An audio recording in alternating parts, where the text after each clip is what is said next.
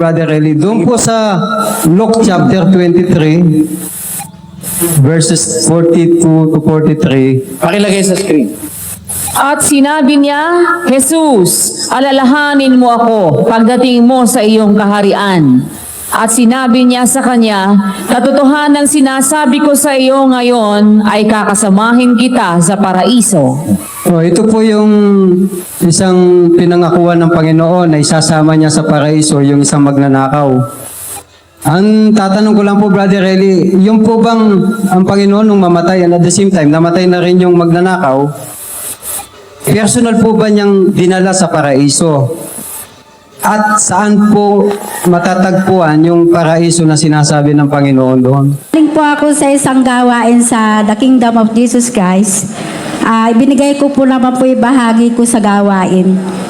Nakasulat po sa Malakay 3:10, ibigay mo po ang ikasampung bahagi. Nung pong umuwi na po ako, na-aksidente po ako. Ang tanong ko po, Brad Eli, naayon po ba sa Biblia ang ikasampung bahagi ng pag-aabuloy? Magandang araw po sa inyong lahat. Salamat po sa Diyos sa panibagong araw, buhay at lakas na kanyang ipinagkakaloob sa atin sa araw na ito. Nawa po ay nasa mabuting kalagayan po kayong lahat. Mga kababayan, bago po tayo magpatuloy sa pakikinig sa pangangaral ng ating kapatid na Eli, ay nais ko muna po magpasalamat sa inyong lahat. Sa lahat po na patuloy na sumusubaybay at sumusuporta sa ating channel. Maraming salamat po sa Diyos sa inyong lahat. Nawa po ay marami kayong matututunan ng mga aral na siya namang magiging batayan sa ating pananampalataya. Ito na po, pakinggan na natin ang ating kapatid na Eli. Isahan na po natin, baka hindi tayo makatapos, mga kapatid. Opo. Si Mr. Manny Dizon, isang nagsusuri. Pagkatapos isusunod natin si Mr. Ryan Ko. Ito po yung tanong ko, Brother Eli. Doon po sa Luke chapter 23, verses 42 to 43. Pakilagay sa screen. At sinabi niya, Jesus, alalahanin mo ako pagdating mo sa iyong kaharian. At sinabi niya sa kanya, katotohanan sinasabi ko sa iyo ngayon ay kakasamahin kita sa paraiso. Ito po yung isang pinangakuan ng Panginoon na isasama niya sa paraiso, yung isang magnanakaw. Ang tatanong ko lang po, Brother Eli, yung po bang ang Panginoon nung mamatay and at the same time, namatay na rin yung magnanakaw, personal po ba niyang dinala sa paraiso? At saan po matatagpuan yung paraiso na sinasabi ng Panginoon doon? Let us examine first kung ano po ang laman ng nasa sa talata. Katotohanan ang sinasabi ko sa iyo, ngayon, kakasamahin kita sa paraiso. If we are going to interpret this in the norms of man, para malalabas, nung oras na yon, magkakasama na sila pupunta sa paraiso. Alam niyo po, mali yung ganong aspeto eh. Sinasabi ko sa iyo ngayon. Ganon po si Kristo kung magsalita, nilalagyan niya ng ngayon eh. Bibigyan ko kayo ng example na kung magsalita siya, nilalagyan niya nung ngayon. Kung ang ibig sabihin, effective immediately, nilalagyan niya ng ngayon. Basahin natin at 5:25 ng Juan.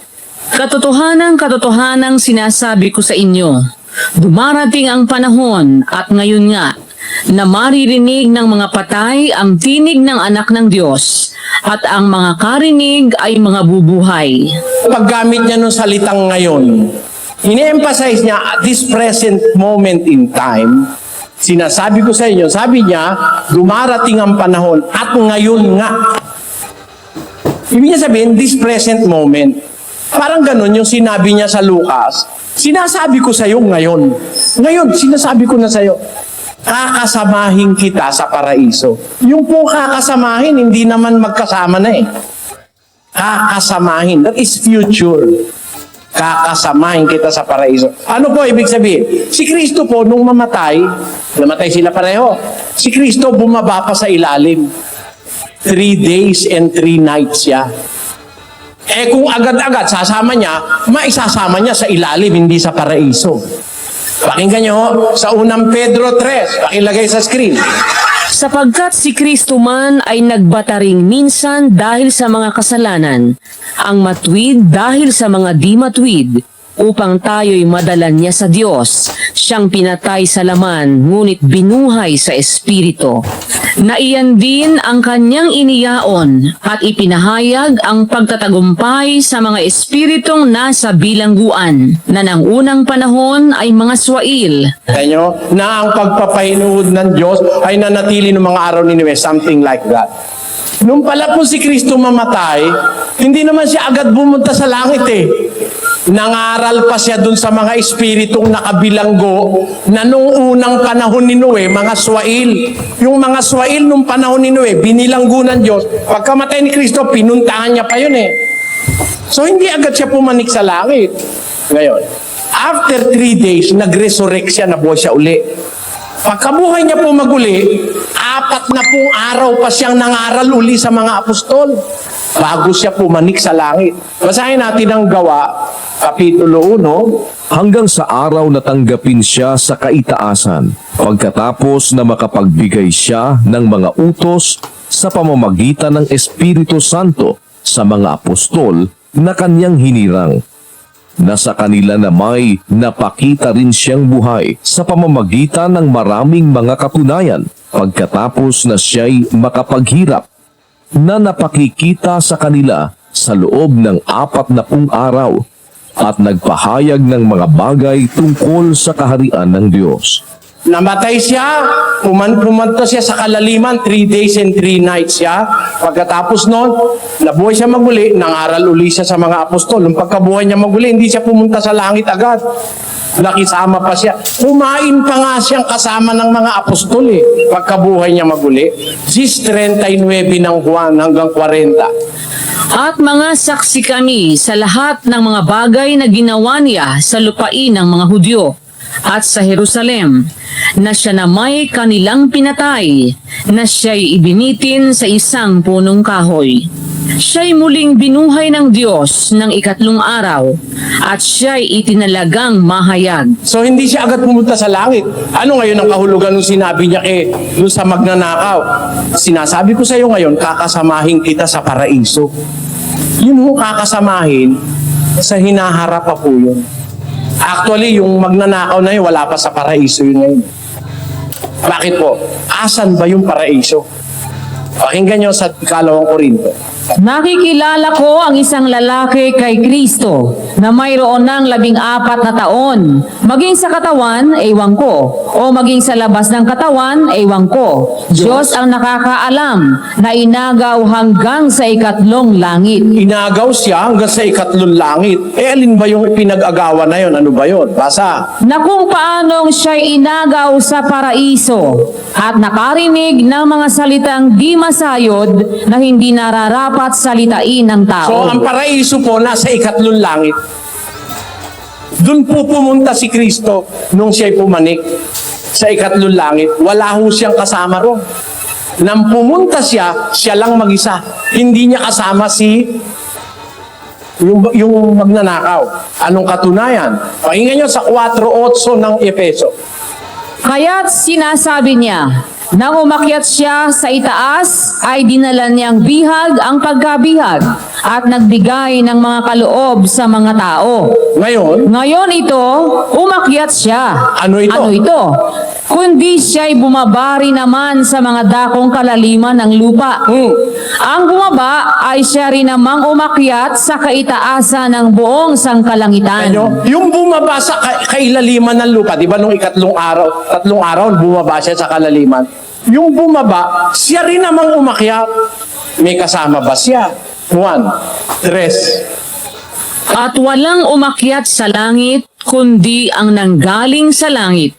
Sa makatwid bagay, ang anak ng tao na nasa langit. Kaya po, nung pumanik siya, siya mag-isa lang pumanik. Ano ibig sabihin? Kakasamahin kita sa paraiso. Pagdating pa ng araw yon, yung mga maliligtas, kasama yung magnanakaw, kasama si San Pablo, kasama San Pedro, kasama yung mga unang Kristiyano, dadalhin niya dun sa paraiso. Alam niyo kung kailan yon? 14:1. Pakinggan niyo po. Huwag magulumihanan ang inyong puso. Magsisampalataya kayo sa Diyos. Magsisampalataya naman kayo sa akin. Sa bahay ng aking ama ay maraming tahanan. Kung di gayon ay sinabi ko sana sa inyo, sapagkat ako'y paroroon upang ipaghanda ko kayo ng dakong kalalagyan. At kung ako'y pumaroon at kayo'y maipaghanda ng kalalagyan, ay muling paririto ako at kayo'y tatanggapin ko sa aking sarili, upang kung saan ako naroroon, kayo naman ay dumuon. Mangyayari yun. Pagbalik niya uli, muling paparito ako. Mauna na ako, hahanda ko yung kalalagyan nyo. I will prepare a place for you. Pag na-prepare ko na, babalikan ko kayo. Bumalik na ho ba siya? Hindi pa. O, yung magnanakaw nandito pa. Ba't sabi ni Kristo, kakasamahin niya? Sabi naman niya, kakasamahin niya. Hindi naman niya sinabing, katotohanan sinasabi ko sa iyo, ngayon magkasama na tayo sa paraiso. Wala pa eh. Sabi niya, kakasamahin kita sa paraiso. Magaganap yun pagdating niya ko. Ganun po yan. Salamat po. Sunod po natin si Mr. Ryan Ko, isang UCCP. Thank you. I would like to thank God for giving you spiritual gifts and you, Brother Early, for saying yes when God called you. Thank you. I like adventure, Brother Eli, and then I watch you on my home screen. I have two questions, if you please. Yes. By all means. First, you have answered this earlier. My question supposed to be is, where is God now? I believe He was resurrected and you have answered that. Now, please consider my second question. I receive and believe Jesus Christ and that He gave me the right as His Son. Now, if I will die now, where will be my soul's destination since I am an adventurous person? Please enlighten me about my soul's destination from the time I died till the final judgment. Kindly explain this to me. Thank you. Let us consider first the circumstances about your person. Where are you now? Are you now under the stewardship of Christ? Are you now a follower of Christ? You see, Christ, He is in paradise right now.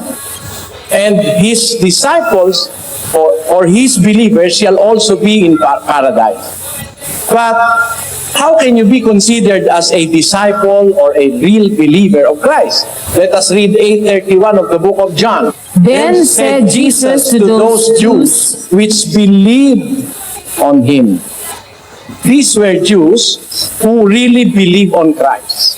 And He said unto them, if ye continue in my word, ye are my disciples indeed. Yan. Sa Bisaya, ang pagkakasabi, ganito. Busa mingon si Jesus sa mga Hudyo nga mingtuo kaniya.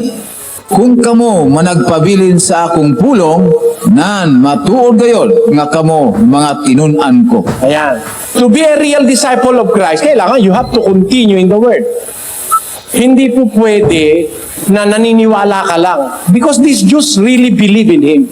But He said unto them, to the Jews who believed on Him, if ye, the word if there is conditional.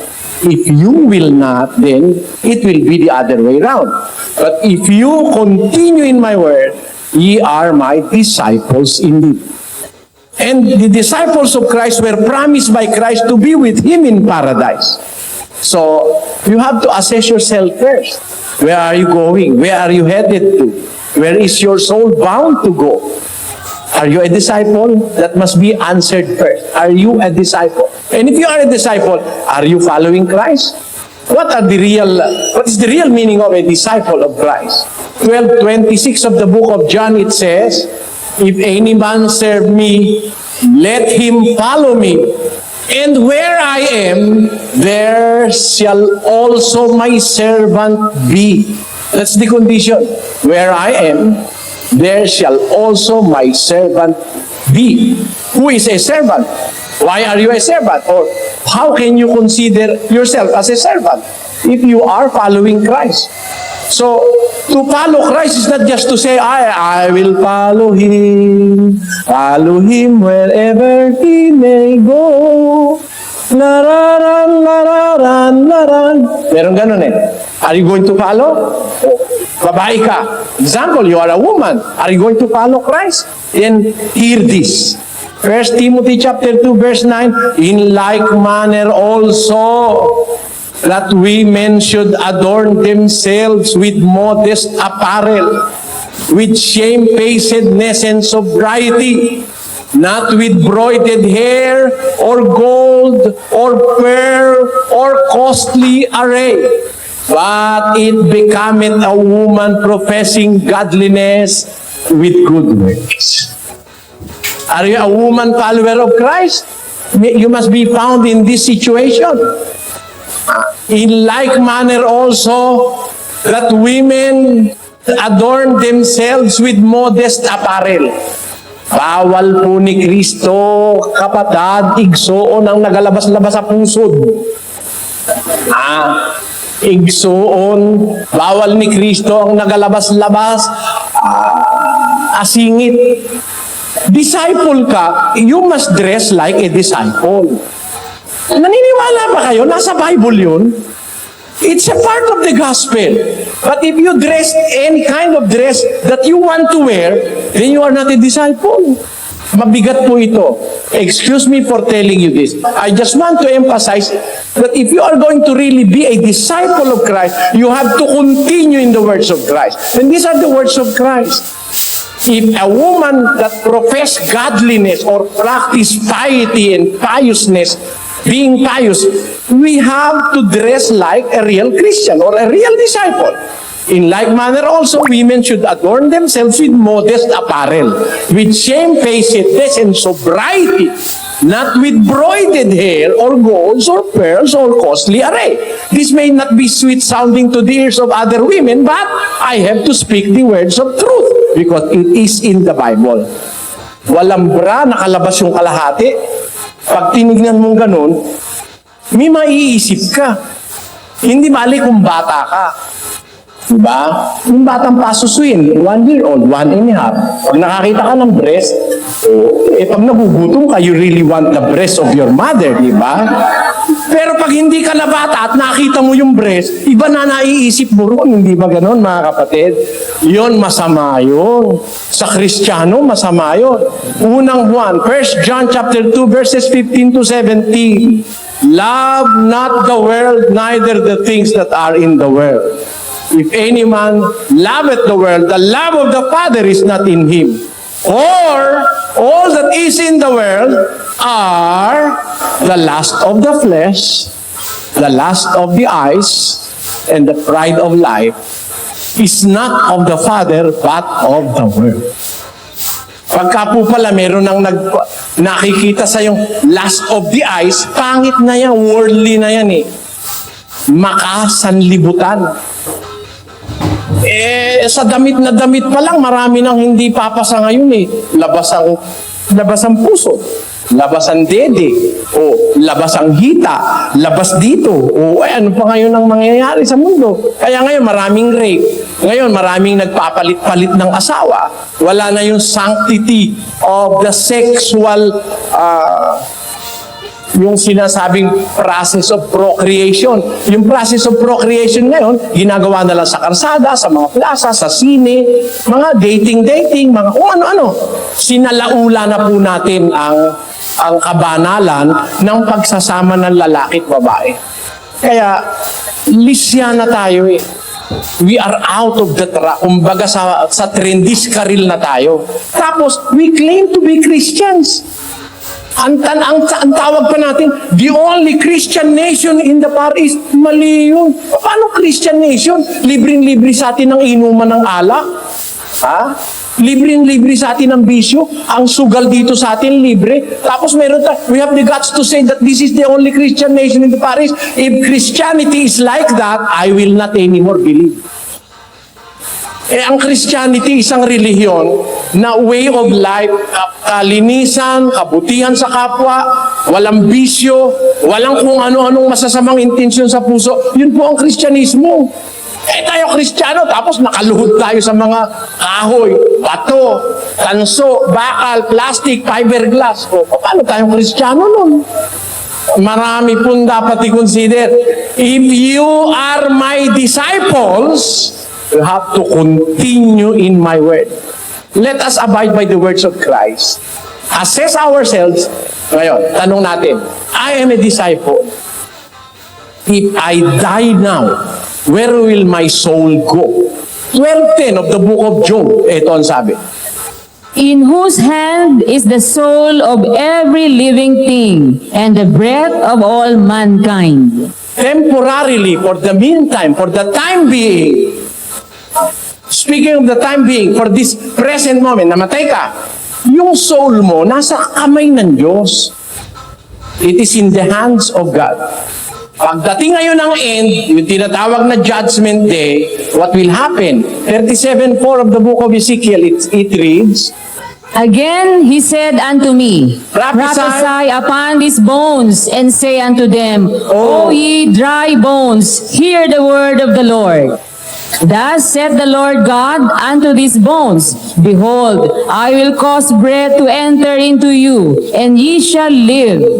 And I will lay sinews upon you, and will bring a flesh upon you, and cover you with skin, and put breath in you, and ye shall live, and ye shall know that I am the Lord. after death, your soul will be in the hands of God. Then comes the resurrection. What do you mean resurrection? Your mortal body will be resurrected by God.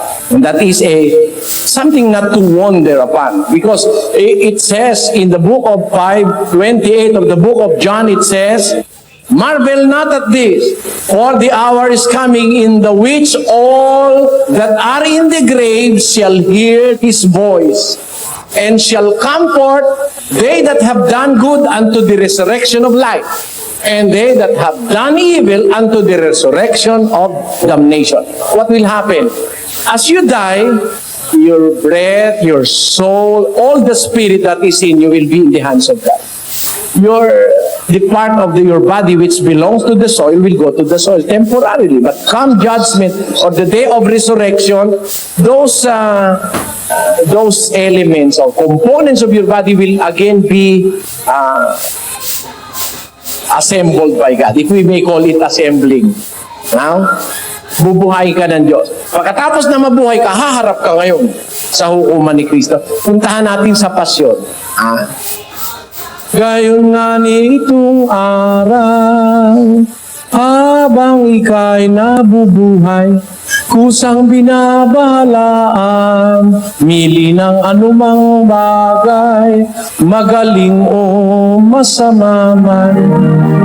At dilingan magwiwika, ang Diyos poong dakila, totoong mapapabayan,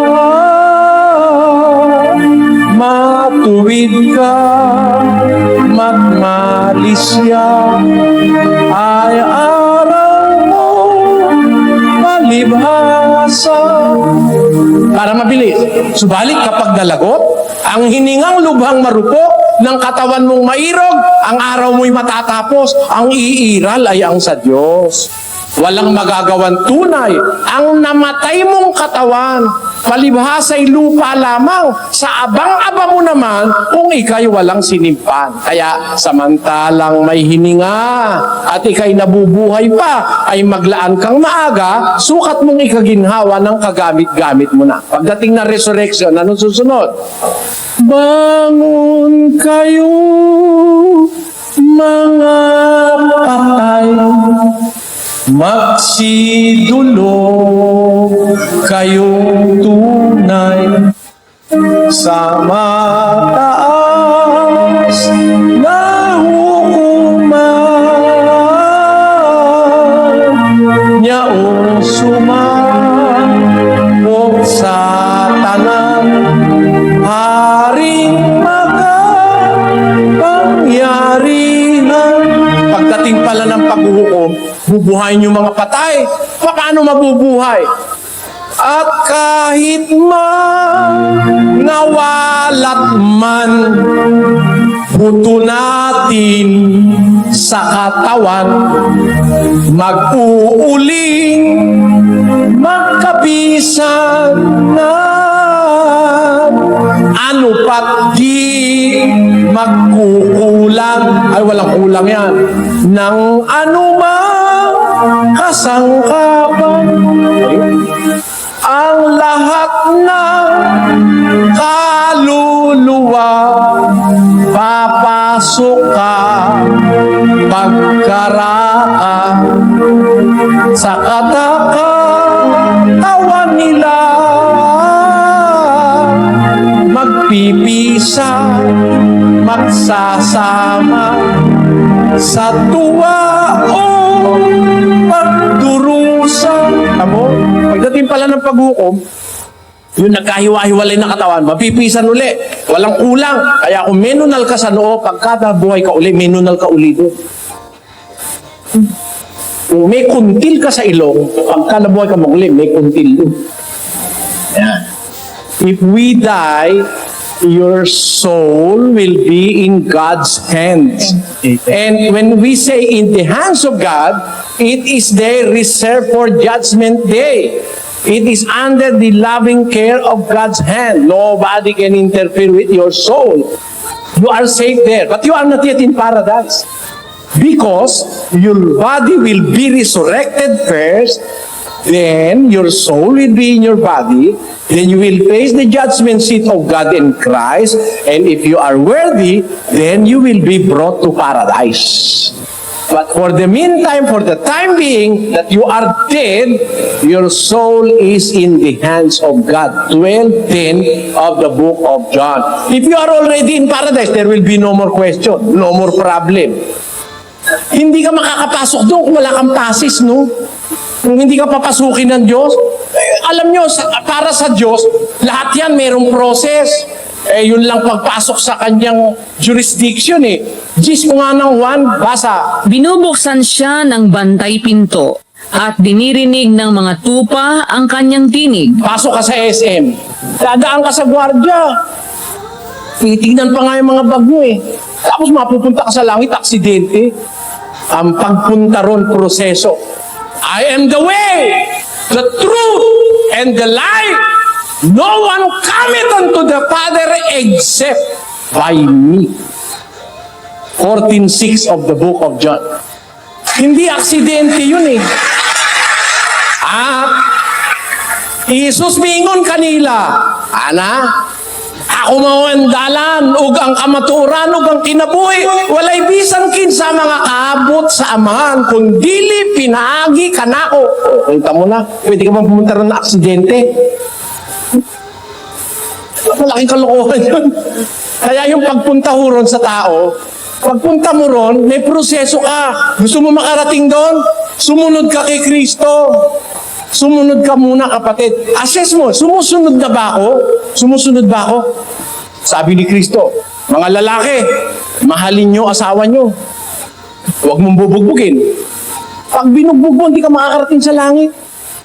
Sino sa inyo nang bubugbog ng asawa? Tigilan nyo na, hindi kayo makakarating sa... Si Kristo may sabi. Tandaan nyo, si Kristo hindi nagsisinungaling. Ang Ama hindi nagsisinungaling. Pag sinabi niya hindi ka makakapunta ron, hindi ka talaga makakapunta. 21:27 ng Apokalipsis. Basa. At hindi papasok doon sa anumang paraan ang anumang bagay na karumal-dumal o siyang gumagawa ng kasuklam-suklam at ng kasinungalingan. Hindi po pwedeng pumasok doon. No means, no way. Basahin nato sa Bisaya. Og walay makasulod kaniya bisan kinsa nga mahugaw ni ang nagabuhat sa kalawayan og baka kundili ang mga nasulat lamang sa basahon sa kinabuhi sa kordero. Hindi naman nagsisinungalingan Diyos eh. Pag sinabi niya, hindi makakapasok doon yung mga masasama, yung mga bakak, yung mga nagabuhat sa kalawayan. Ayan, yung mga Lunes, lasing, Martes, lasing, Miyerkules, nasa kasino, Huwebes, nasa kabaret. Hindi ka makakapasok doon, kapatid.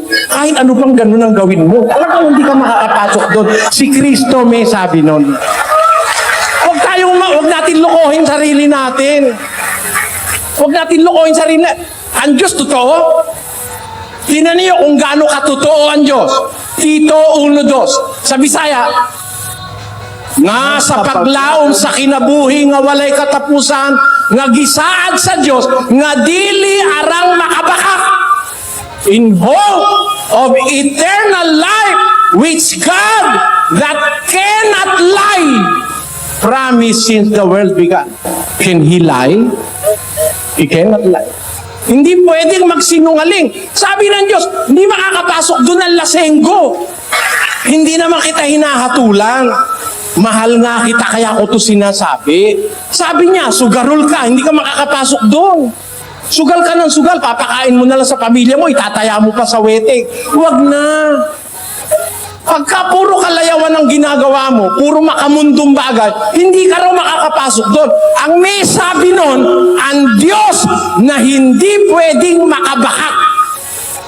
He is a God that cannot lie. Basahin natin ang Hebreo 6. 18. That by two immutable things in which it was impossible for God to lie. Is it possible for God to lie? It was impossible for God to lie. Pag sinabi ng Diyos, totoo yun. He cannot lie. It's impossible for Him to lie. Sabi sa Bisaya, sa 6:18, nga pinaagi sa duha ka butang nga dili mabalhinon nga tungod kanila dili gayud mahimo nga ang Dios magbakak. May malig-on nga pagpadasig kita ngaming kalagiw ngadto sa dalangpanan sa pagbaton sa paglaom nga gibutang sa atong atubangan. it is impossible for God to lie. Kaya yung sasabihin natin, omnipotente es Dios, omnipotente. Ang Diyos makapangyarihan sa lahat. Lahat magagawa niya. Hindi totoo lahat magagawa ng Diyos. Mali ang perception mo sa Diyos mo. Ang Diyos ko, hindi pwedeng bumalik. Hindi pwede siyang umabante. Santiago 1:17. Basa. Ang bawat mabuting kaloob at ang bawat sakdal na kaloob ay pawang buhat sa itaas na bumababa mula sa Ama ng mga ilaw na sa Kanya'y walang pagbabago ni kahit anino man ng pag-iiba. Tanyo? In Him, there is no shadow of turning or there is no variableness. Sa Griego po ang ginagamit dyan, yung salitang paralogy. Basta ilagay natin sa screen. Paralogy. Transmutation of place or orbit that is figuratively fickleness, variableness. Walang transmutation sa Diyos. He cannot be lesser now or more tomorrow. No. He is always like that. Hindi siya pwedeng ma-diminish, hindi pwede siyang madagdagan, hindi pwede siyang mabawasan, hindi siya pwedeng magbago. Ganun ang Diyos ng Biblia. Hindi siya pwedeng magsinungaling. Lagi siyang tapat, lagi siyang totoo. Naintindihan mo na ba, kapatid?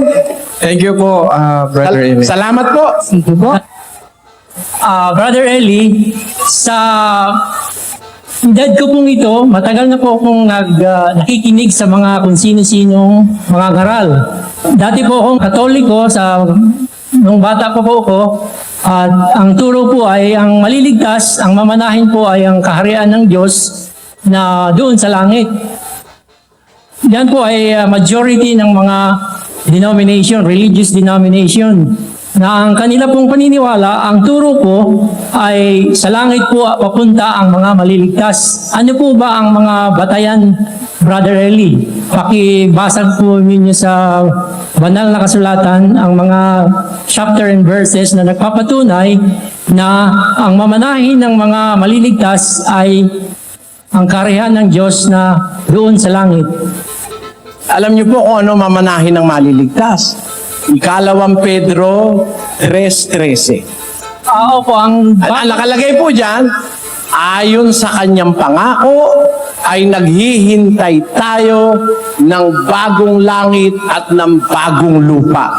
Sa Bisayan, sabi dyan, Apan sumala sa iyang saad, nagapaabot kita sa bagong mga langit o sa bagong yuta. ayan, bagong langit, a new heaven and a new earth. Yan po ang mamanahin. Pagka kung maliligtas ka kasi, Wala nang difference yung langit at lupa eh. Ngayon, mahirap tayo makarating sa langit eh. Pero pag maliligtas ka, may mamanahin ka, langit at saka lupa.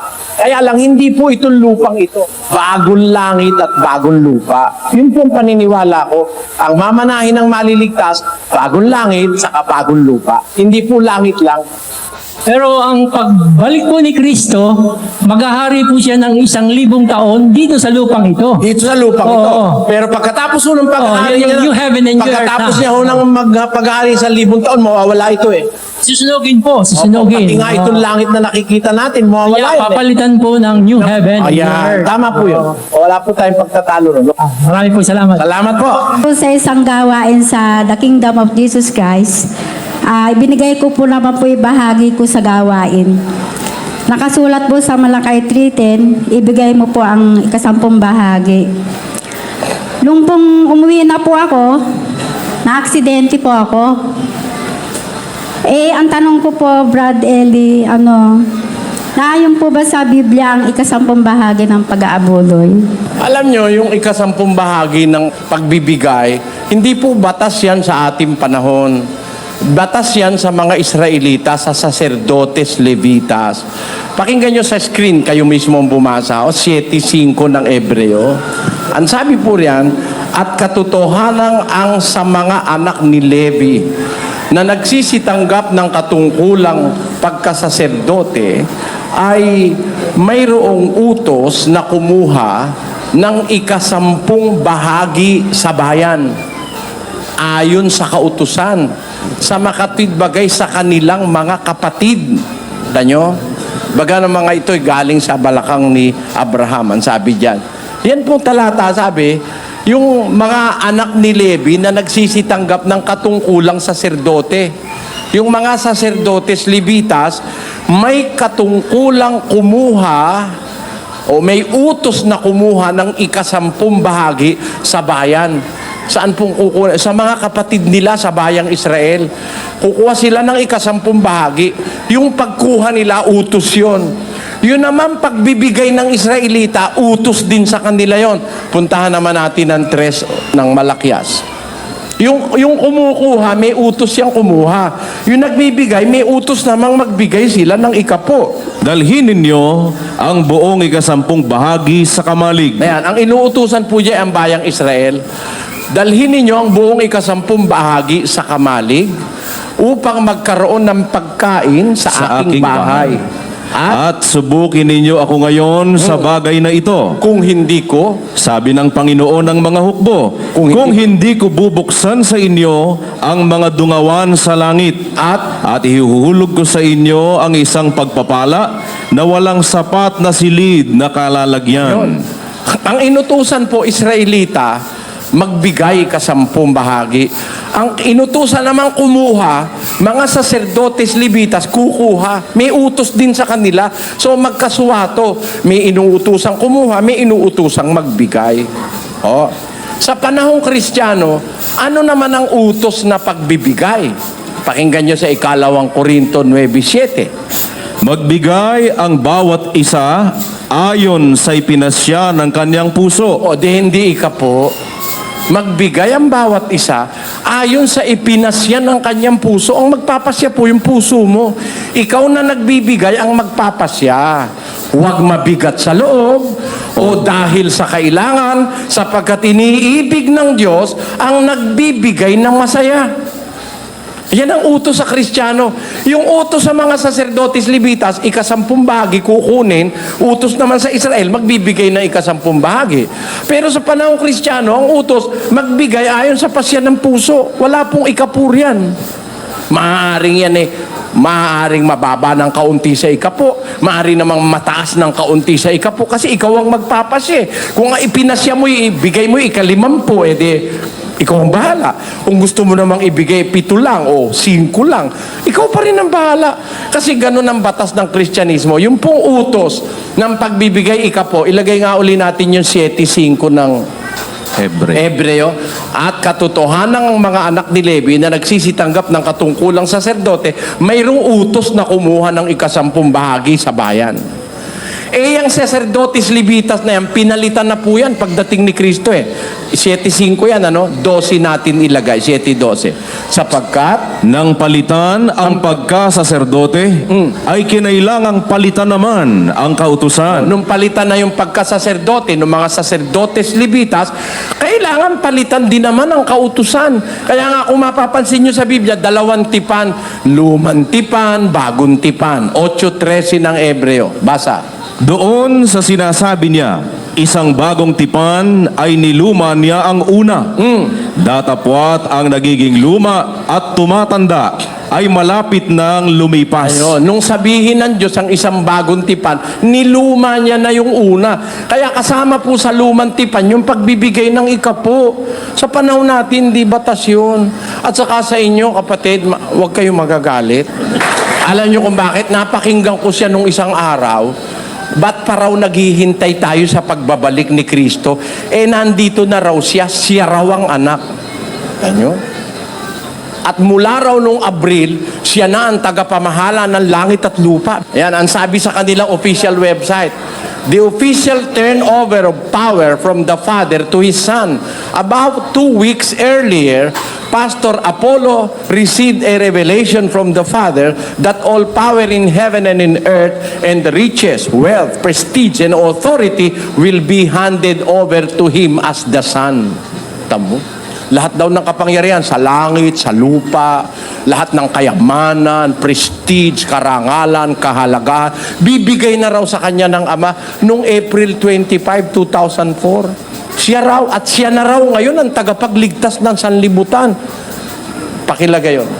The purpose of the Old and New Covenant is to save us from sin, while the purpose of the Old and New Testament is for the Lord to produce a new man from the fallen Adamic race.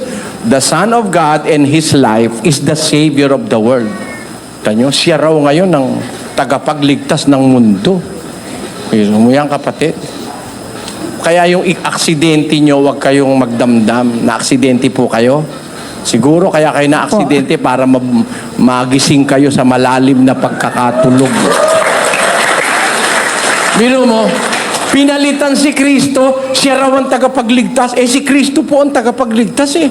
Yung ipinanganak ni Santa Maria Birhen, yun ang tagapagligtas, walang iba. 4 Gs ng gawa. Ang sabi ni Pedro, pakinggan nyo.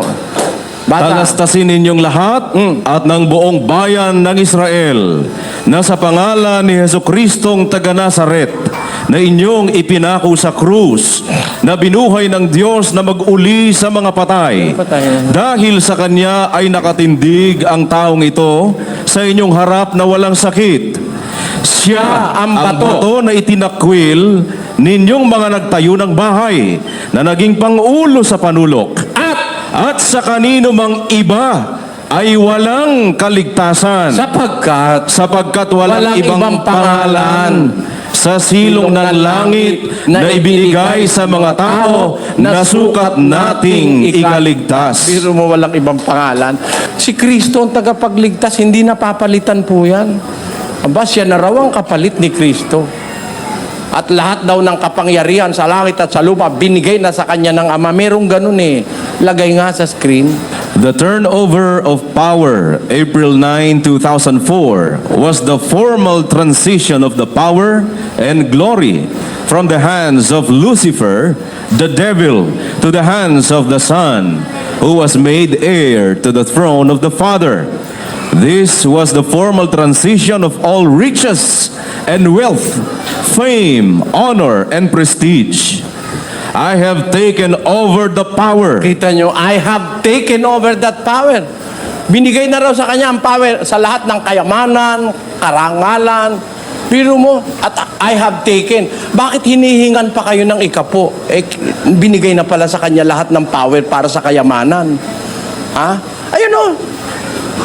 The formal transition of the power and glory from the hands of Lucifer, the devil, to the hands of the Son, who was made heir to the throne of the Father. This was the formal transition of all riches and wealth and fame, honor and prestige. I have taken over the power. Tanyo? O dapat ikaw na ngayon ang magbigay, di ba? Dapat ganon. Di ba ganon lamang? Pero naniniwala ba kayo ngayon, meron ng ayaw ng Biblia? Pag meron ka raw gustong malaman, wala na Biblia. Dati nung magumpisa siya, Biblia dala-dala niya. Ngayon ayaw niya na Biblia. Ang gusto niya na ngayon, huwag ka na magtatanong ng verses. Pag nagtanong ka, you are a son of the devil. Kaya pag meron ka raw gusto malaman, tanong mo lang sa kanya. And discard the Bible, sa kanya ka na lang magtanong. Can you accept that fallacy? Hindi ko lang po kayang tanggapin na sasabihin mo, pag humihingi ng talata, son of the devil? Magtatanong sa'yo kung anong talata, son of the devil. Halimbawa ako, Brother Eli, ang Diyos po ba ang gumawa sa tao? O tayo ba'y nag-evolve? Did we evolve or were we created by God? Sabi ko, we are created or we were created by God. Anong verse? Sabi ko, tanong mo sa akin, anong verse? Sasabihin ko sa'yo, you are a son of the devil. You are asking for verses. Matatanggap nyo ba yun? Natural, dapat tanong mo verse, may batayan. Di ba? Father in heaven gave me 7 signs to know who are the children of God. And the first sign he gave me is, they will listen to you. They will not debate with you. They will not ask for verses. Where can you find what you are saying?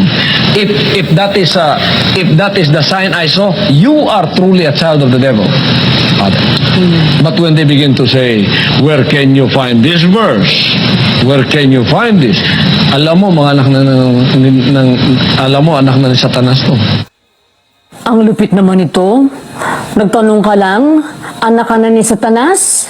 Sana mula po sa araw na ito ay magsuri kayo. Joel Razonable. Ito po. Tanong ko po, totoo po ba ang Iglesia ni Kristo, pag pumasok ka, iligtas ka na? Dahil ang Iglesia ni Kristo ang itinayo ng Panginoon. Alam mo kapatid na Joel, hindi pa naman kayo tao nung magtayo ng iglesia si Kristo eh. Dapat itanong natin kay Kristo, alin ba yung iglesyang itinayo? Yun ba ang iglesia nyo dito sa Pilipinas? Malayo. Bakit? Yung iglesia sa Biblia, ang paniwala nun si Kristo Diyos. Basahin natin ang 2:13 ng Tito.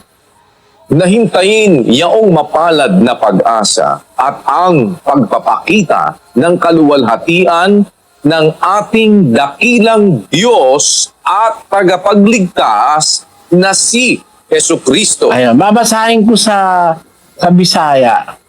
Nga nagapaabot sa bulahan nga paglaom ug sa pagpadayag sa himaya sa atong dakong Dios ug manluluwas nga si Jesucristo.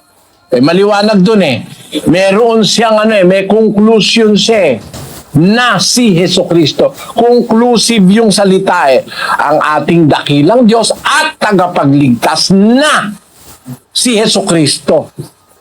Yon. Kaya si Kristo, sa iglesyang totoo, siya ay Diyos.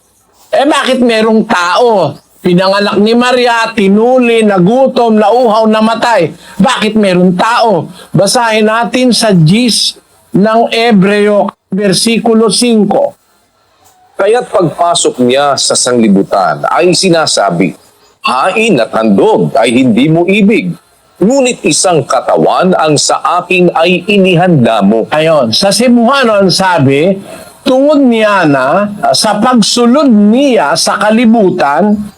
Bakit sa pagsulod niya sa kalibutan? Hindi naman kasi siya nanggaling sa kalibutan Nanggaling siya sa langit Tungod niya na sa pagsulod niya sa kalibutan, miingon siya. Ang halad ug gasa, wala mo pagdawata, kundili gandaman mo ako ug usa ka lawas. Merong lawas o katawan na inihandaan Diyos sa pagsulod niya sa kalibutan. Hindi siya galing dito sa lupa, hindi siya tao. Saan ba siya galing? Basahin natin ang 13 ng Juan. Si Jesus, sapagkat alastas na ibinigay na ng Ama ang lahat ng mga bagay sa kanyang mga kamay, at siya'y nanggaling sa Diyos at sa Diyos din paroroon. Si Kristo galing sa Diyos, galing sa langit. O, katunayan galing siya sa langit, pakinggan mo sa isang talata. Doon siya nanggaling mismo sa Diyos sa langit Sa 6:38 ng Juan. Sapagkat bumaba ako mula sa langit, hindi upang gawin ko ang aking sariling kalooban, kundi ang kalooban ng nagsugo sa akin. Yan natin sa Cebuano yan. Kay nanaog ako gikan sa langit. Ay, muy klaro. Kay nanaog ako gikan sa langit. Hindi naman pala siya taga rito sa lupa. Hindi siya taga rito sa lupa. Sinasabi niya yung sa ibang talata, ako hindi taga rito sabi niya. Nanaog ako gikan sa langit, dili sa pagbuhat sa aking kaugalingong kabubuton, kundi sa kabubuton sa nagsugo ka na ako. Ay, napakaliwanag. Klaro kayo na si Kristo galing sa langit. Nung pumasok siya sa lupa, sa pagsulod niya sa kalibutan, ang Diyos naghanda ng isang katawan. Sabi, "Giyandamanan mo ako usa ka lawas." Anong lawas yun? Ano yung lawas na yon? Basahin natin sa 1:14 ng Juan. At nagkatawang tao ang verbo. At Ang verbo, nagkatawang tao. Yung lawas na yon, katawan ng tao. Hindi katawan ng kalabaw, hindi katawan ng hayop, katawan ng ibon, hindi. Katawan ng tao. Kaya yun, kung katawan ng tao yon, tinuli yun, napagod yun, kumain yun, natulog yun, namatay yun. Pero nabuhay siya uli. Yun. Kaya ang paniwala ninyo na si Kristo'y tao, yun ang nagpapatunay na hindi kayo ang iglesyang itinayo ni Kristo. Kasi yung itinayo ni Kristong iglesia, ang pangalan nun, Iglesia ng Diyos. Yun ang tinayo ni Kristo. Sabi niya, sa ibabaw ng batong ito, itatayo ko ang aking iglesia. Basahin natin ang 12:49 ng Juan. Sapagkat ako'y hindi nagsasalita na mula sa aking sarili, kundi ang Ama na sa akin ay nagsugo ay siyang nagbigay sa akin ng utos, kung ano ang dapat kong sabihin at kung ano ang dapat kong salitain. Sa Cebuano ang sabi, kay ako wala magasulti sa akong kaugalingon, kundi nga ang amahan nga nagsugo ka na ako, siya naghatag ka na ko sa kasugo sa akong igapamulong ug sa aking igasulti. Ibig sabihin, pag nagsasalita si Kristo, ang sinasalita niya, yung utos ng Ama na salitain niya. Kanino galing yung salita niya? Galing sa Ama yun. Ang katunayan, hindi pa nga siya nagkakatawang tao, sinabi na yun ng Ama na yung kanyang anak, pag nagsalita, ang sasabihin salita ng Diyos mismo, yung Ama. Basahin natin ng Deuteronomio 18:18. Aking palilitawin sa kanila ang isang propeta sa gitna ng kanilang mga kapatid na gaya mo, at aking ilalagay ang aking mga salita sa bibig niya, at kanyang sasalitain sa kanila ang lahat ng aking iuutos sa kanya. Yun, sabi sa Cebuano, magapatindog ako sa kanila sa taliwala sa ilang mga igsoon. Usa ka manalagna nga sama sa kanimo. Ug igabutang ko ang akong mga pulong sa iyang baba. Ug siya magasulti kanila sa tanan nga igasugo ko kaniya. Sino yung propeta na yan? Basahin natin ang Gawa 3:22,20 sa Cebuano. Ang sabi, si Moises sa pagkamatuod nag-ingon, usa ka malalagna nga sama kanako pagabangonon sa inyong Ginoong Dios sa taliwala sa inyong mga igsoon. Kaniya magapatalinghog kamo sa tanang mga butang ang nga iyang igasulti kaninyo. Bakit? Kasi manggagaling sa Diyos yung lalabas sa bibig niya. Sino yan? 20. O nga igapadala niya si Kristo nga iyang gitudlo alang kaninyo. Si Kristo yung propeta na ayon sa hula sa Deuteronomio, maglalagay ang Diyos ng salita, ilalagay niya yung salita niya sa bibig ng propeta. Si Kristo yun eh. Kaya yung sinasabi ni Kristo, itatayo ko ang aking iglesia. Ibig sabihin, kanya yung iglesia. Kinakasangkapan lang siya ng Diyos. Ang talagang may-ari ng iglesia, ang Diyos. Yung amang may-ari ng iglesia. Basahin natin ang 3:4 ng Hebreo. Sapagkat ang bawat bahay ay may nagtayo, datapwat ang nagtayo ng lahat ng mga bagay ay ang Diyos. Sa Cebuano, kay ang tagsa-tagsa kabalay gitukod ni bisan kinsa. Apan ang nagatukod sa tanang mga butang, mao ang Diyos. Sino nagtayo ng iglesia? Ang Diyos pa rin. Kinasangkapan niya lang si Kristo. Kaya, nung sabihin ni Kristo, itatayo ko aking iglesia, salita ng Ama yun lumalabas sa bibig niya. Kanino iglesia? Di sa Diyos. Kaya nga iglesia ng Diyos eh. Ang mga talata sa Biblia, kung saan makikita iglesia ng Diyos, mayroong 12 talata nakalagay iglesia ng Diyos. 2 Korinto 1:1. Si Pablo, na apostol ni Kristo Jesus sa pamamagitan ng kalooban ng Diyos, at si Timoteo na ating kapatid sa iglesia ng Diyos na nasa Korinto, kalakip ng lahat ng mga banal na nasa buong Akaya. Iglesia ng Diyos na nasa Korinto. Basahin natin sa Cebuano. Si Pablo, apostol ni Kristo Jesus, pinaagi sa kabubuton sa Diyos, ug si Timoteo nga atong igsuon, alang sa iglesia sa Diyos nga anaa sa Korinto. Ang iglesia, kapatid, sa maraming talata ng Biblia, iglesia ng Diyos. Iyon ang dapat nating makita. May nababasa, isa lang. Isa lang talata, isa lang yon. Ang nababasa, mga iglesia ni Kristo. Hindi pangalan yon. Marami kasi eh. Plural eh. Meron ba namang entity na plural ang pangalan? Yung mga iglesia ni Kristo sa Biblia, plural yun, hindi pangalan yun eh. Basahin natin yung 16:16 ng Roma.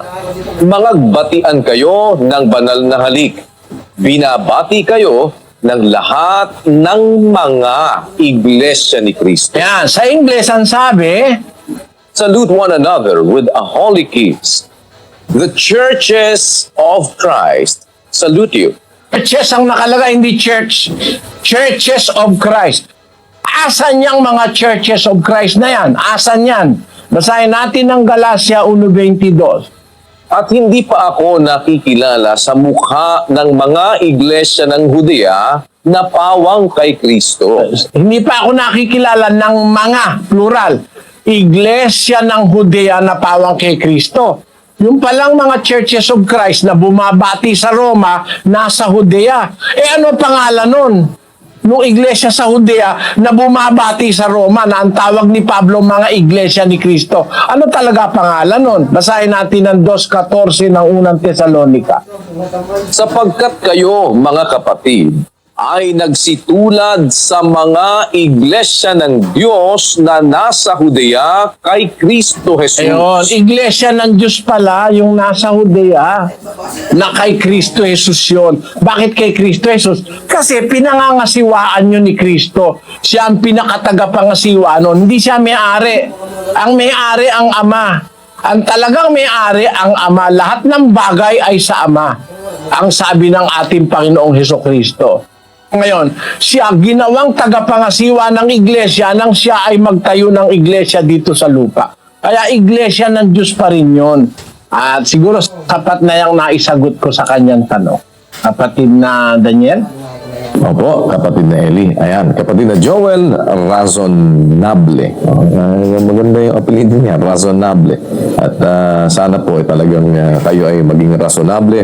Attend po kayo ng ating mass indoctrination. Anyayahan po namin kayo, kapatid na Joel, para mapakinggan naman po ninyo yung ating mga doktrina na itinuturo sa loob ng ating pagsasama-sama sa pangunguna po ng kapatid na Eli. Maraming salamat po sa mga taga-Cotabato. Polumulok, South Cotabato. Sa Malasiki, Pangasinan naman tayo. Go ahead, please. Salamat po sa Diyos sa isang mabuting pagkakataon, kapatid na Daniel. Andito po si kapatid na Julio Soriano, isang ex-Baptist na gusto magtanong po, kapatid na Eli. Karangalan ko pong makapagtanong sa inyo.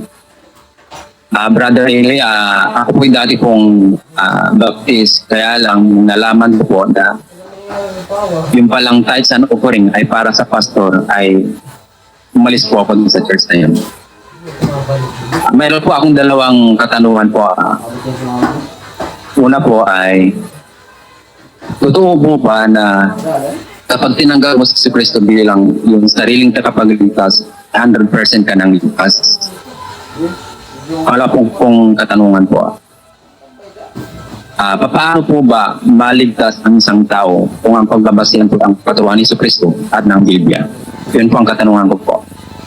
Okay, kapatid, salamat sa iyo, no? Sana magkamag-anak tayo. Pareho pala tayo Soriano.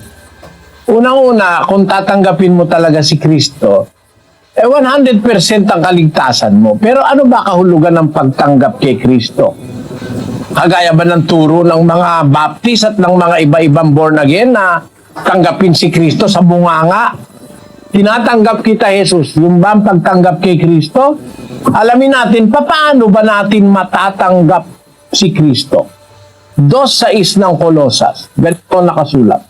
Kung paano nga na inyong tinanggap si Kristo Jesus na Panginoon, ay magsilakad kayong gayon sa Kanya, na nangag-uugat at nangatatayo sa Kanya, at matibay sa inyong pananampalataya, gaya ng pagkaturo sa inyo, na sumasagana sa pagpapasalamat. Pagtanggap pala kay Kristo, yung pagkatanggap natin sa turo.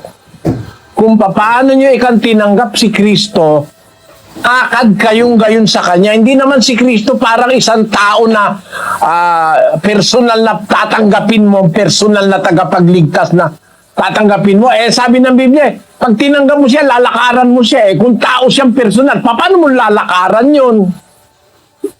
Paano mo lalakaran? Di nagkapisa-pisa yun, lalo na kung overweight ang tatapak doon. Si Kristo kasi, aral yan, aral. Verbo. Ayon sa Biblia. Salita ng Diyos. Karunungan ng Diyos si Kristo. Basahin natin ang 1:24 ng unang Korinto. Ngunit sa kanila na mga tinawag, maging mga Hudyo at mga Grego, si Kristo ang kapangyarihan ng Diyos at ang karunungan ng Diyos. Si Kristo ang karunungan ng Diyos. Karunungan ng Diyos, yun yung kanyang aral na nakasulat sa Biblia. Kaya sabi ni Pablo sa taga-Kolosas, kung paanong tinanggap nyo si Kristo Jesus na Panginoon, lumakad kayong gayon sa Kanya, na nag-uugat, natatayo sa Kanya, matibay sa inyong pananampalataya, gaya ng pagkaturo sa inyo.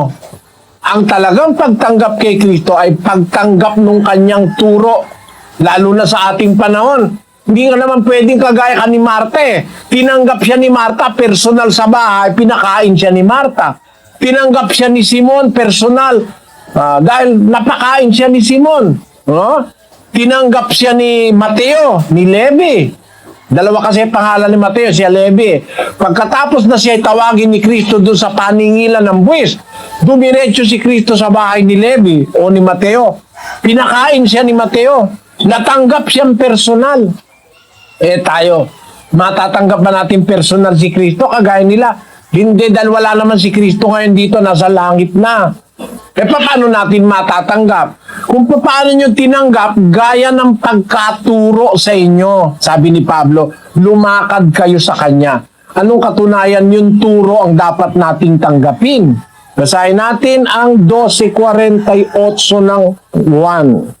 Ang nagtatakwil sa akin at hindi tumatanggap sa aking mga pananalita, ay mayroong isang hahatol sa kanya. Ang salitang aking sinalita ay siyang sa kanya'y hahatol sa huling araw. Yun kang nagtatakwil sa akin, hindi tumatanggap ng aking pananalita. Nakita mo kapatid? So ang pagtanggap sa kanya, yung pagtanggap sa kanyang salita, yung kanyang aral. Pero pag itinakwil mo yung kanyang salita, tinatakwil mo rin siya. at may hahatol ka doon sa hindi tatanggap sa kanyang salita. Ang mga salitang sinalita ko ang sa kanya'y hahatol sa huling araw. Napakaliwanag, kapatid. Kaya totoo yung sabi na kung tatanggapin mo si Kristo, 100% maliligtas ka. Kung ang tinanggap mo ay ang kanyang salita, ang kanyang aral, kasi yung aral ang magliligtas sa'yo. Ang katuruan ni Kristo, ang basihan yung aral, yung ebanghelyo. Doon tayo magbabase, yun ang kaligtasan. 1:16 ng Roma, ganito nakasulat.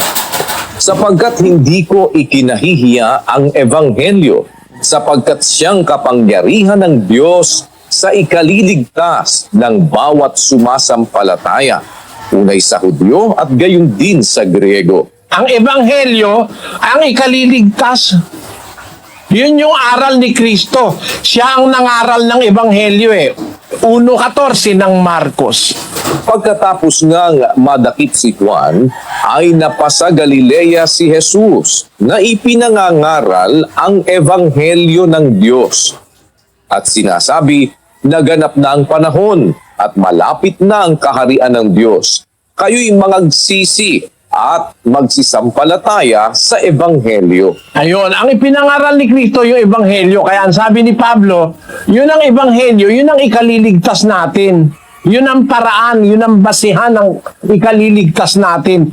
Yung aral ng ebanghelyo. Yung pagtanggap mo sa ebanghelyo, pagtanggap mo yun kay Kristo.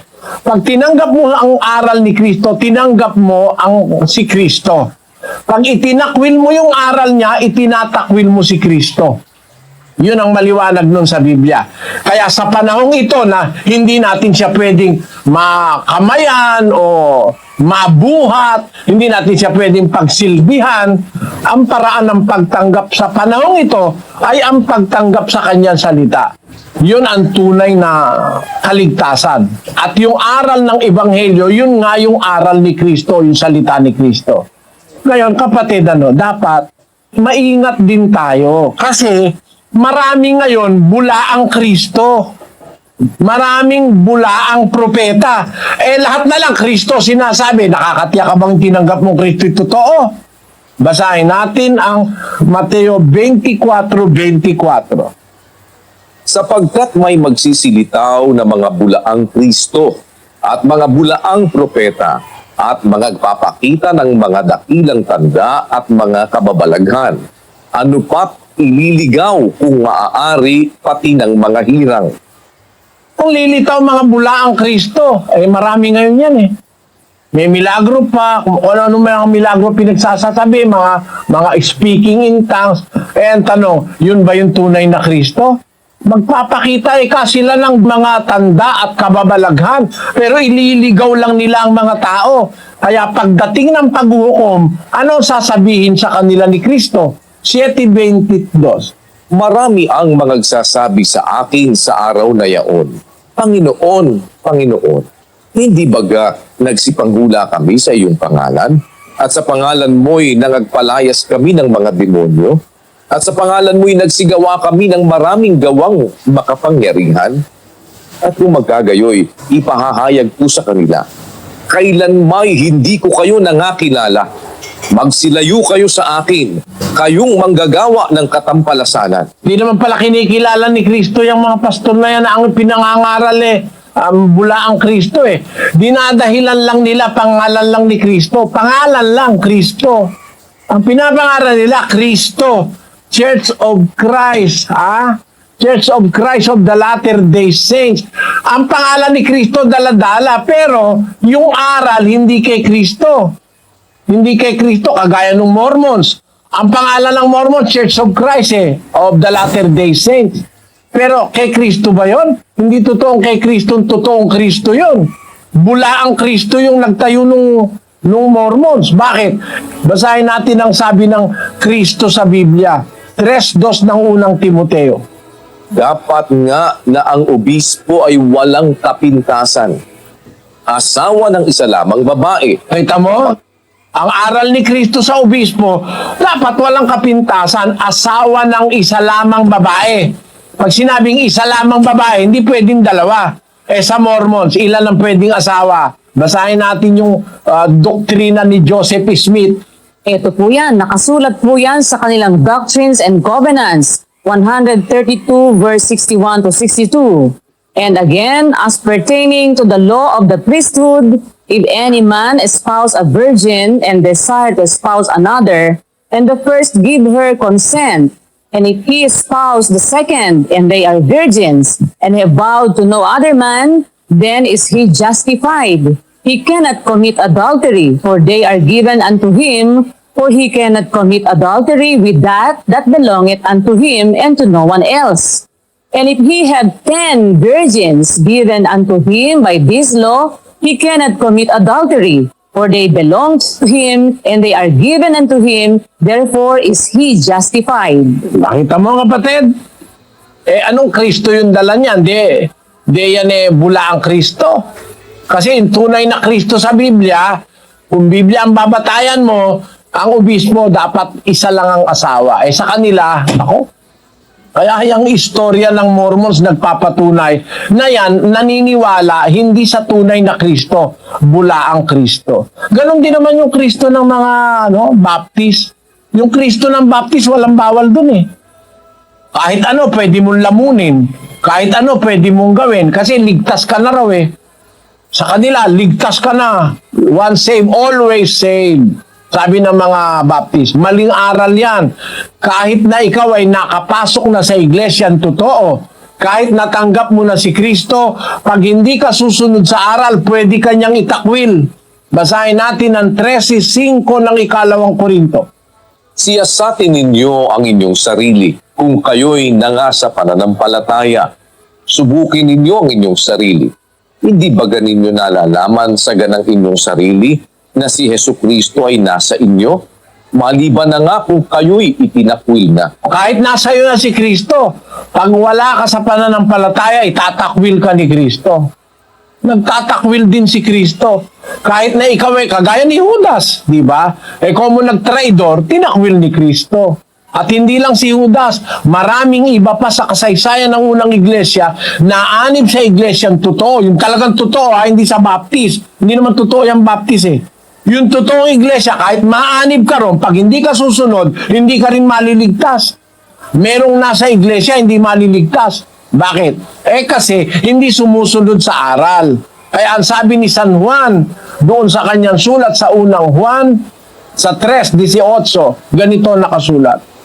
Mumunti kong mga anak, huwag tayong magsiibig ng salita, ni ng dilaman, kundi ng gawa at katotohanan. Ayon, ang kailangan susunod ka, huwag kang iibig sa salita o sa dila, kundi umibig tayo sa magitan ng gawa at ng katotohanan. Yun ang maliligtas, yung gumagawa ng katotohanan. At ang ikaliligtas, yung pagsunod sa Ebanghelyo, yung aral ni Kristo. Basahin natin ang unang Korinto 15:1-2. Ngayon ipinatatalastas ko sa inyo, mga kapatid, ang Ebanghelyo na sa inyo'y aking ipinangaral, na inyo namang tinanggap, na siya naman ninyong pinananatilihan. Sa pamamagitan naman nito'y ligtas kayo, kung matiyagan ninyong iingatan ang salitang ipinangaral ko sa inyo, maliban na kung kayo'y nagsisampalataya ng walang kabuluhan. Ang Ebanghelyo, sa pamamagitan nito, ligtas kayo, sabi ni Pablo sa mga kapatid sa Korinto. Kung iingatan nyo yung ipinangaral sa inyo, kung susundin nyo, liban na kung sumampalataya kayo na walang kabuluhan. Basahin nga natin yan sa Pangasinense 15:1-2. Natan ipakabat kod si kayo agagi, so ebanghelyo yung pulong kod si kayo, si katumot so inawat yu, yun si katumot so kawalaan yu. Lapud si katumot, nilaban kayo, huwag na anyun malit so saray salitan in pulong kod si kayo. Likod mo ani siya kayo yung gapoy kabalik santo. Ayun. Maliligtas kayo kung iingatan nyo yung salita ng Ebanghelyong ipinangaral ko sa inyo, sabi ni Pablo. Yun ang paraan ng kaligtasan, kapatid, yung Ebanghelyo. Susundin mo yung aral ng Ebanghelyo. At yun ang aming itinuturo sa mass indoctrination. Yun lahat ng aral ni Kristo. Sana sumali ka, kapatid, sa mass indoctrination. Maraming salamat sa iyo. Salamat po sa ating mga panauhin dyan sa Pangasinan. At ganoon din po kay kapatid na Julius Soriano. Sa Balagtas, Bulacan naman tayo, kapatid na Danny Navales. Go ahead, Balagtas, Bulacan, please. Salamat po sa Diyos, kapatid na Daniel. Mula po dito sa Balagtas, Bulacan, ang kapiling po nating unang magtatanong ay mula sa Santa Rita, Bulacan, si Ginang Benavista, Palkin, isang 52 years old at isang Katoliko. Ito na po si kapatid na Eli, kapatid na Benavista. It is an opportunity to be here and to be talking to you personally. Ang katanungan ko po ay tungkol po ito sa mga homosexual or third gender or sa term po natin is mga gays.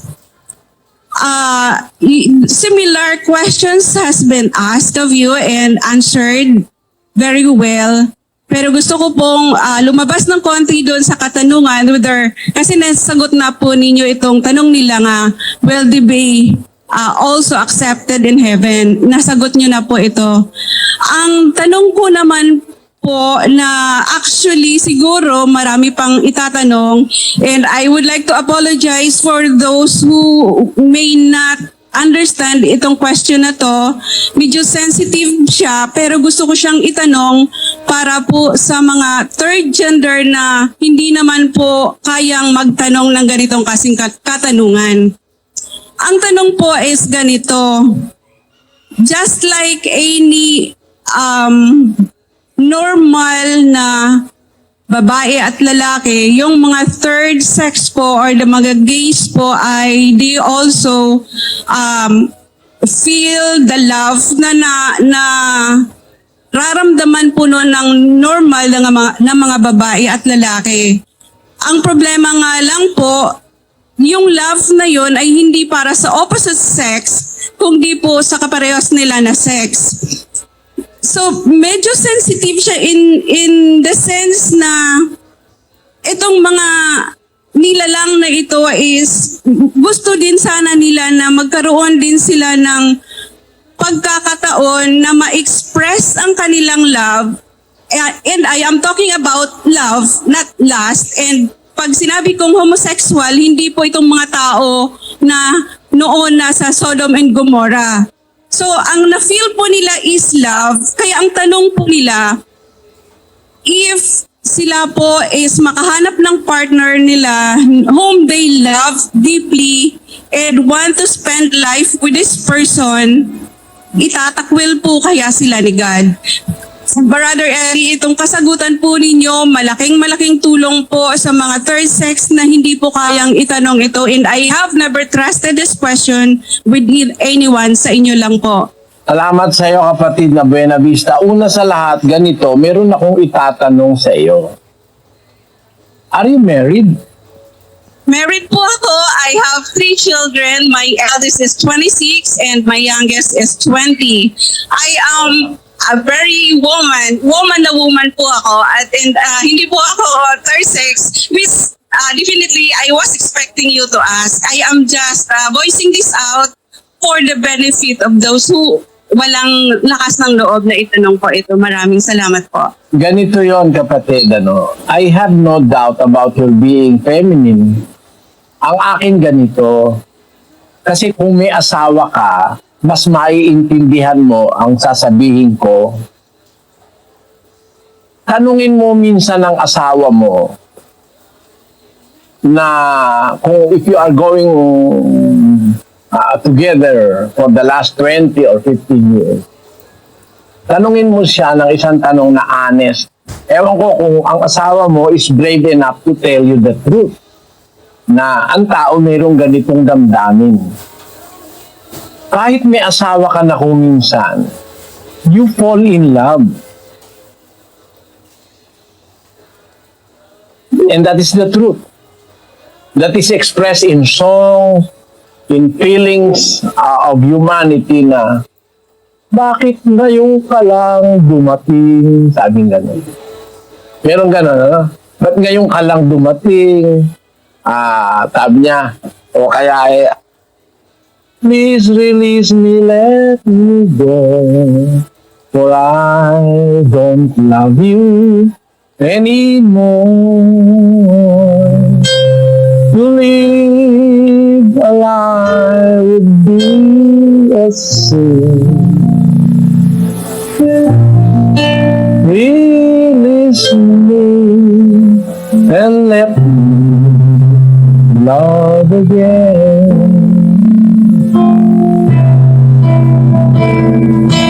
I have found a new love, dear, and I will always want her near. Her lips are warm while yours are cold. Release me, my darling, let me go. That is the truth. The truth is expressed in love song, is also expressed in so many ways of human history. Para lang yung kanta rin ni Stevie Wonder eh. Sabi ni Stevie lately I have had the strangest feeling, with no vivid reasons here to find. But the thought of losing you's been hanging round in my mind.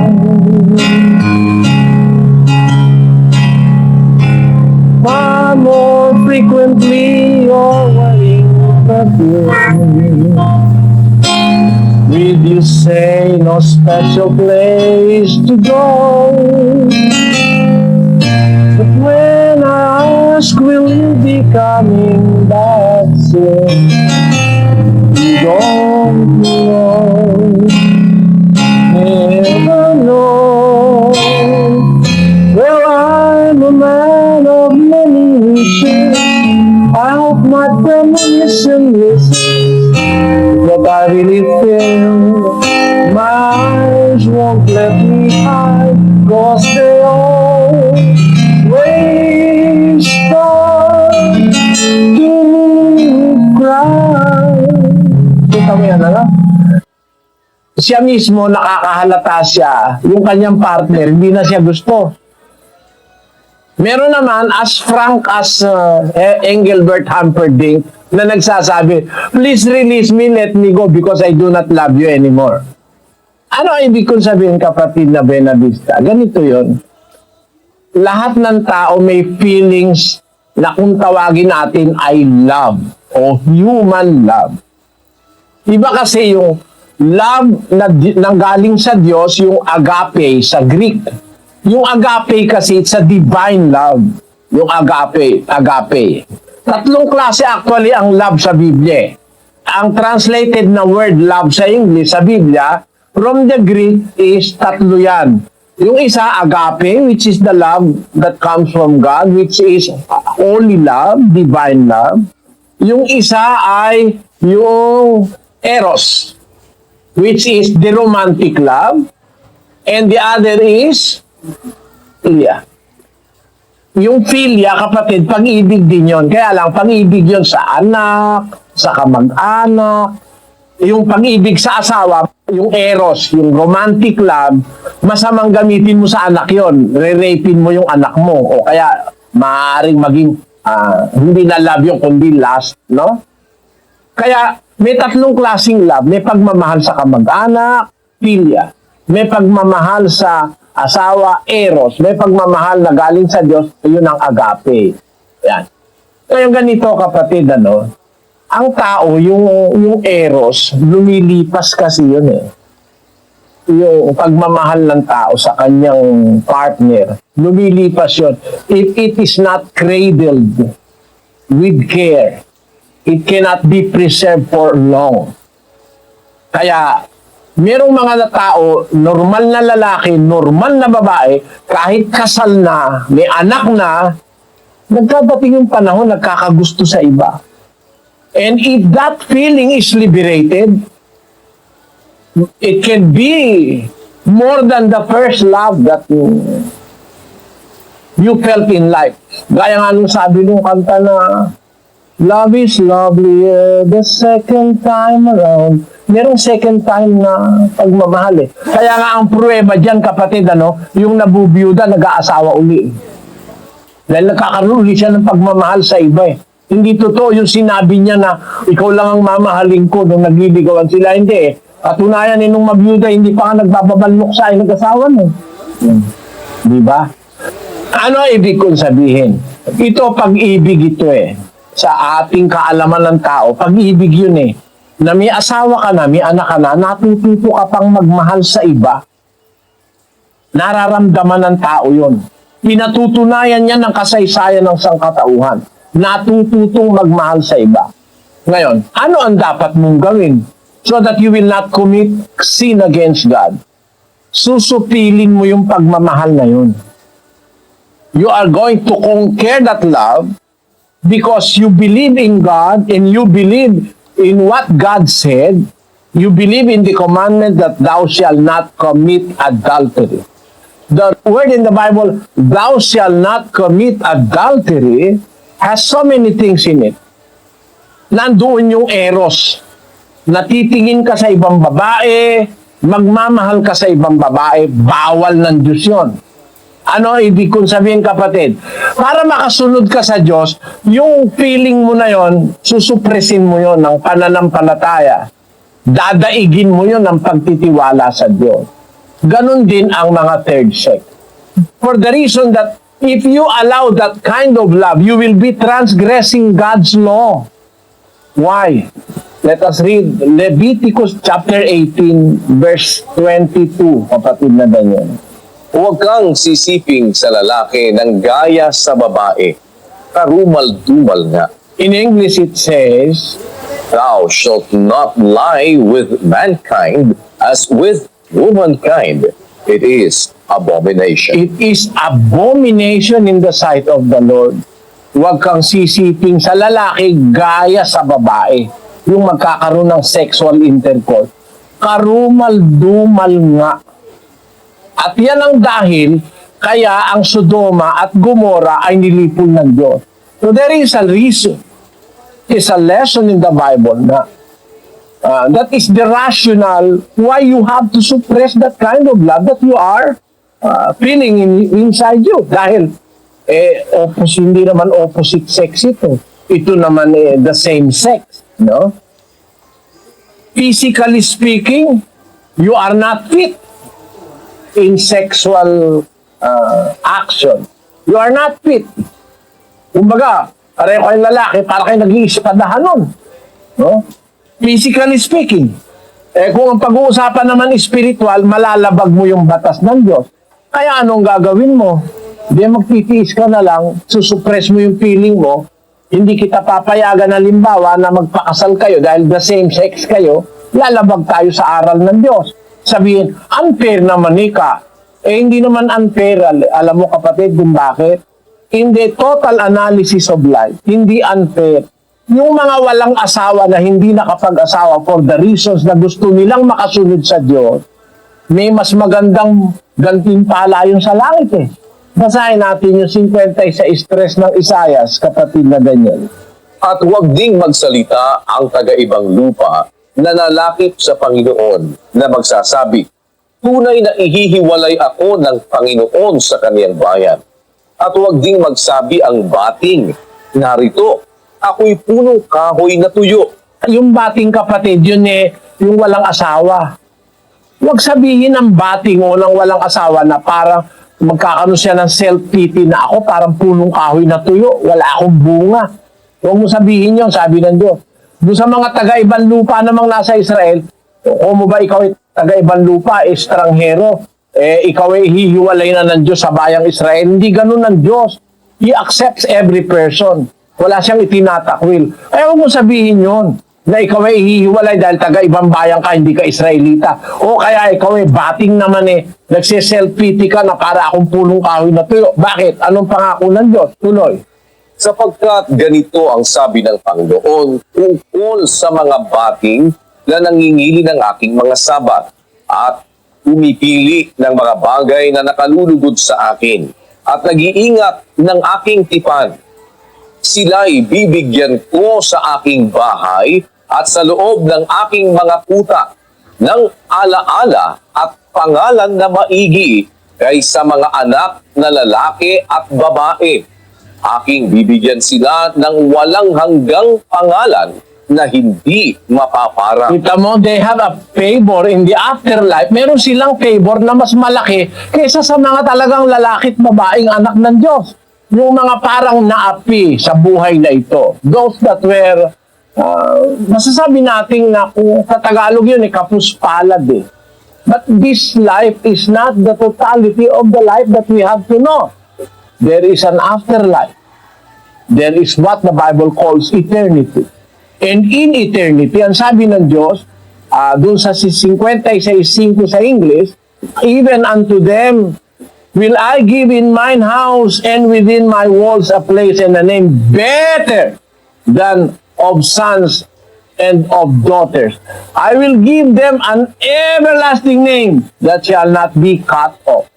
So the promises of God to those who are sexually deprived people is a better memory in eternity. I will give them a name which is everlasting and shall not be cut off, according to the Lord. Kaya, meron namang gantimpala kung magtitiis ka. Ngayon, sasabi unfair. Kahit nga may asawa, nagtitiis eh. Bakit? Kasi, tanong mo sa mister mo, kapatid, baka nagkakagusto rin siya sa ibang babae. Pero, in fairness to you, dahil napamahal ka na sa kanya, sinusuppress niya yung feeling of love na nararamdaman niya. At lahat ng tao maaaring pwedeng makaramdam nun. Kasi ang sabi ni Santiago, 1:14, ganito ang sabi ni Santiago. Kundi ang bawat tao ay natutukso pagka nahihila ng sariling masamang pita at nahihikayat. Ang salita ni Santiago na bawat tao, ano ba siya ron? Exempted ba siya ron? Kasama siya ron eh. Apostol na siya o alagad na siya. Bawat tao natutukso pagka nahihila ng sariling masamang pita at nahihikayat, ang sabi ni Santiago. Alam niya yon, nararamdaman ni Santiago yon. Ang possibility matukso ka sa ibang babae o matukso ka sa ibang lalaki is 100%. At yung umibig ka uli na parang mas matindi pa sa una mong pag-ibig.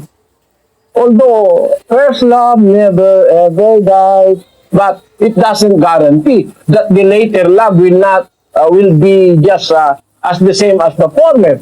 The second love can be as greater than the first one. Yun pwedeng mangyari. 100% pwedeng mangyari yun, kapatid. Ano? Pero, bawat kasi tao natutukso na hihila ng sariling masasamang pita at nahihikayat. Pero you have to suppress that.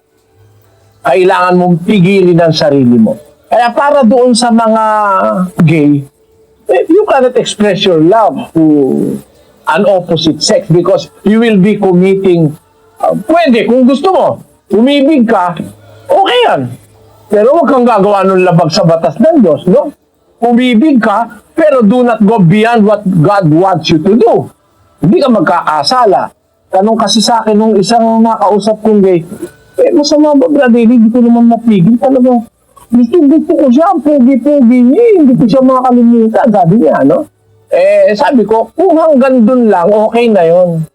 Kung hanggang dun lang, okay yon. Pero, going to the extent of transgressing God's law, which is an abomination in the sight of the Lord, dapat suppress mo na yung feeling mo.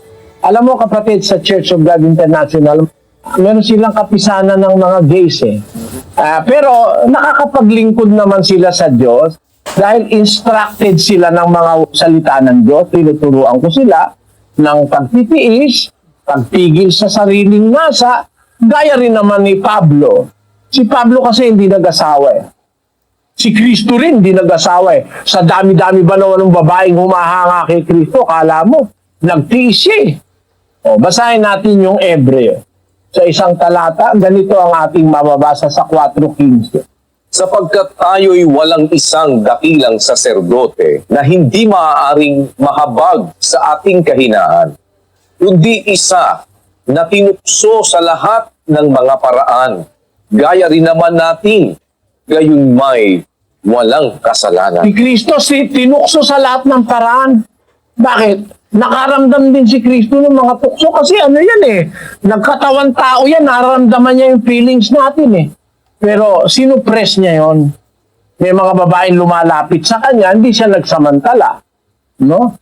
May mga mayayamang sumampalataya sa kanya, hindi niya pinagsamantalahan. Ang ginawa niya, puro pagpipigil. Kaya sabi ni Pablo, wala tayong isang dakilang saserdote na hindi maaaring mahabag sa ating kahinaan. He is compassionate to our weaknesses and to our infirmities. Why? Kasi tinukso siya sa lahat ng paraan. Naramdaman niya yung nararamdaman natin. Pero wala siyang kasalanan. Ibig sabihin, hindi siya lumabag sa batas ng Ama na nagsugo sa kanya. Ibig lang sabihin, ganun din magagawa rin natin yon. What the Lord Jesus Christ have done, and the Apostle Paul have done, Timothy have done, Titus have done. Si Titus nga, walang balak mag-asawa, hindi nga nagpatuli eh. Di ba? Natiis yun ng mga unang alagad. Kaya kung sila na talagang lalaki nakapagtiis, ikaw na hindi ka naman talagang lalaki, hindi ka pa pwedeng magtiis. Extra effort lang, kapatid. Your sensitive question also requires a sensitive answer, and I hope you understand that. Maraming salamat po. At least ngayon, mas confident ako pag sinasagot ko yung tanong niya. Pat din po, may God bless you, kapatid na Benavista. Salamat po.